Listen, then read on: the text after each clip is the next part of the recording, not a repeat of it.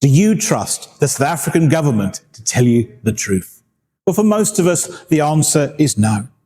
But how then will we ever know whether the Government of National Unity, or the GNU, is a success? Because the government is never going to tell us itself that it's failed. And that's why, up front, we need to set some reasonable and realistic objectives that we can measure to see whether the GNU is a success or a failure. So at the Referendum Party, we've looked at the past performance of South Africa.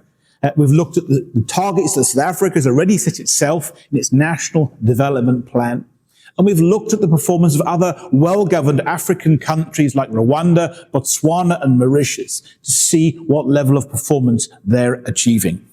And we've come up with 3 simple, measurable objectives that will allow us, ourselves, to determine whether this government is a success or a failure. And the objectives that we've come up with are these: that the South African GNU should be able to deliver economic growth of at least 3%. It should be able to reduce unemployment to below 30%. And it should be able to reduce the murder rate to less than 30 persons per 100,000 people. And it should be able to achieve all of these things by the end of 2025. And it's really important to understand this is not a high bar to achieve. These are not really stretching and difficult targets. It's the very minimum that we should be able to expect of our government. It's far less than the targets of the NDP. It's far lower than the equivalent performance of these other African countries. But will at least show progress in the right direction, that we're moving forward and not backward. But conversely, if this GNU cannot deliver on even these simple targets, then it is a failure, because there is no way that it could address the key issues facing our society of poverty, of unemployment, and of crime. Now, at the Referendum Party, we've always been honest.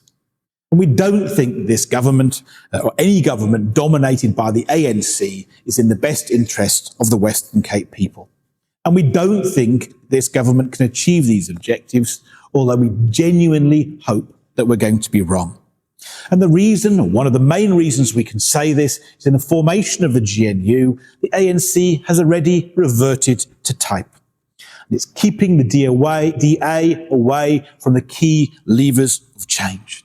And that's because for the ANC, ideology has always been way more important than performance or outcome. And we've seen that if we look at the 3 key ministries that will have to deliver on these targets that we've chosen and that are so essential to our welfare as a nation. The first one, the Department of Trade and Industry, which essentially is responsible for economic growth, an ANC minister, an ANC deputy minister, and a second DA deputy minister.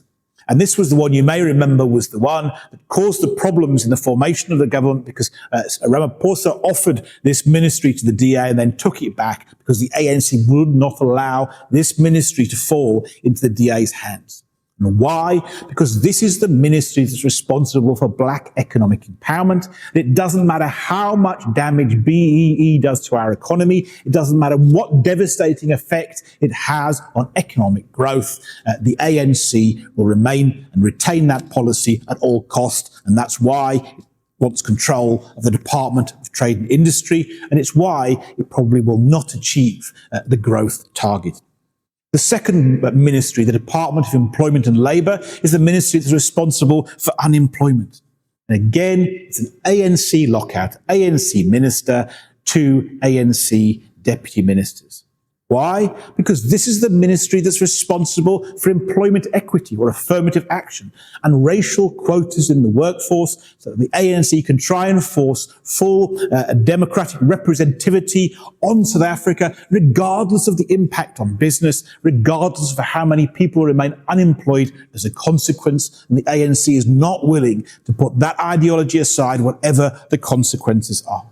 And what is the third one? The third one is the Department of Police, which of course is responsible for crime. And again, it's an ANC lockout, ANC minister, 2 ANC deputy ministers. Why? Because The ANC needs to make absolutely certain that the police don't go looking in the wrong place for criminals, because the police mustn't go looking in the ANC itself, which is a hotbed of criminal activity.